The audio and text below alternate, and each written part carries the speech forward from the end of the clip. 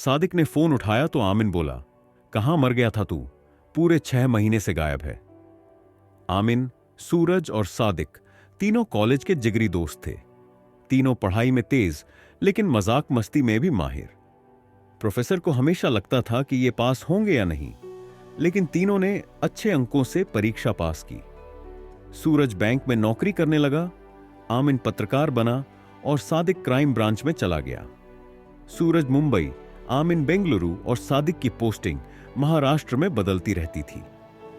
आमिन ने कहा, अरे सादिक भाई, मैं यहीं पुणे में हूं। सादिक चौंका, क्या? मैं भी अभी पुणे में हूं, तू कहां है? मैं मिलने आता हूं। सादिक की हाल ही में पुणे में पोस्टिंग हुई थी, जो आमिन के लिए अच्छा मौका था। आमिन बोला, अरे सादिक, अपना सूरज? सादिक ने बीच में काटते हुए कहा, सूरज भी तेरे साथ है? दे फोन, 2 गालियां देनी है उसको। लेकिन आमिन गंभीर होकर बोला, सादिक, बात गंभीर है, सूरज के बारे में कुछ बताना है। आमिन की आवाज सुनकर सादिक गंभीर हो गया। सब ठीक तो है ना? सूरज को कोई दिक्कत तो नहीं? आमिन ने कहा, तू होटल आ, सुबह बात करेंगे। अगली सुबह सुबह सादिक होटल पहुंचा।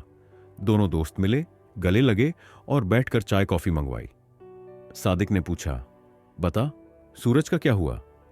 आमिन ने सिर हिलाया, कुछ ठीक नहीं है। अस्पताल में है?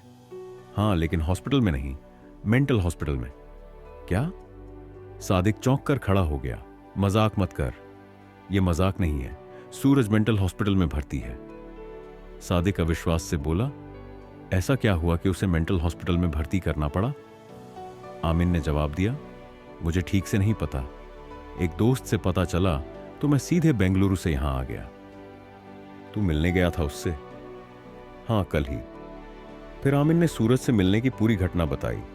येरवड़ा मेंटल हॉस्पिटल, डॉक्टर, सूरज की हालत, शबनम बार, वो रहस्यमयी वीडियो, सब कुछ। 5 मिनट तक कमरे में चुप्पी छाई रही। दोनों की चाय ठंडी हो गई थी। सादिक ने कहा, तेरे पास वीडियो है ना, दिखा मुझे। आमिन ने लैपटॉप निकाला और वीडियो चला दी। सादिक ने वीडियो कई बार देखा और फिर बोला, यह सब बहुत अजीब है। आमिन ने पूछा, अब क्या करें? सादिक कमरे में टहलने लगा और अचानक बोला, हमें हॉस्पिटल जाना चाहिए, वहीं से कुछ सुराग मिल सकते हैं। हॉस्पिटल में दोनों येरवड़ा मेंटल हॉस्पिटल पहुंचे और डॉक्टर से मिले। डॉक्टर ने आमिन को देखकर पूछा, आप तो कल ही आए थे, आज फिर? और ये कौन है? आमिन बोला, ये सादिक खान है, हमारे बचपन के दोस्त और क्राइम ब्रांच में काम करते हैं। सादिक ने अपना आईडी कार्ड दिखाया और बोला, हमारी डिपार्टमेंट को सूरज की केस की जानकारी मिली है। पेपर्स अभी प्रोसेस में हैं, लेकिन मैं एक दोस्त के नाते उससे मिलना चाहता हूं। डॉक्टर ने सोचा और फिर वार्ड बॉय को बुलाकर कहा, इन्हें रूम नंबर 11 में ले जाओ। वार्ड बॉय के साथ चलते हुए आमिन ने सादिक से पूछा, तुम्हारे डिपार्टमेंट में यह केस कैसे आया? सादिक आंख मारते हुए हंसकर बोला, डॉक्टर को बहका दिया। वे सूरज के कमरे के पास पहुंचे। वार्ड बॉय ने दरवाजा खोला। इस बार सूरज बेड पर बैठा था, घुटनों को हाथों से कसकर पकड़े, सिर झुकाए। वार्ड बॉय ने उसे हलाया तो सूरज तंद्रा से बाहर आया और दोनों की तरफ देखने लगा। आमिन पास जाकर उससे बात करने लगा, लेकिन सूरज फिर से वही गड़बड़ हरकतें करने लगा। लेकिन सादिक का ध्यान सूरज पर नहीं था। वह कमरे का निरीक्षण कर रहा था, छत, दीवारें। सादिक ने अचानक वार्ड बॉय से पानी मांगा।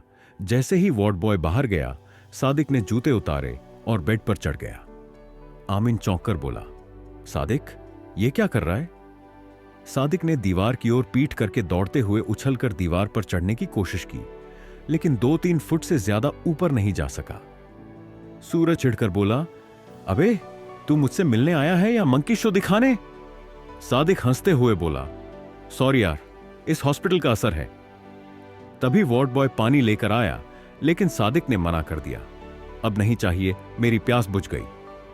सादिक सूरज के पास गया, उसे गले लगाया और बोला, दोस्त, मैं तुझे इस हालत से बाहर निकालूंगा। फिर आमिन को इशारा किया, चलो। वे बाहर निकले। आमिन रुककर सूरज को देखना चाहता था, लेकिन सादिक ने सख्त आवाज में कहा, आमिन, बाहर चलो। सादिक की पुलिसिया टोन सुनकर आमिन को मजबूरी में बाहर आना पड़ा। वार्ड बॉय ने दरवाजा बंद कर दिया। बाहर निकलते ही आमिन झुंझलाकर बोला, क्या कर रहा था तू अंदर? उछल कूद कर रहा था, सूरज से ढंग से बात भी नहीं की। सादिक जोर से हंसा। आमिन और चिढ़कर बोला, मुझे समझ नहीं आ रहा कि असल में सूरज पागल हुआ है या तू। सादिक हंसते हंसते अचानक गंभीर हो गया और धीरे से बोला, सूरज पागल नहीं है।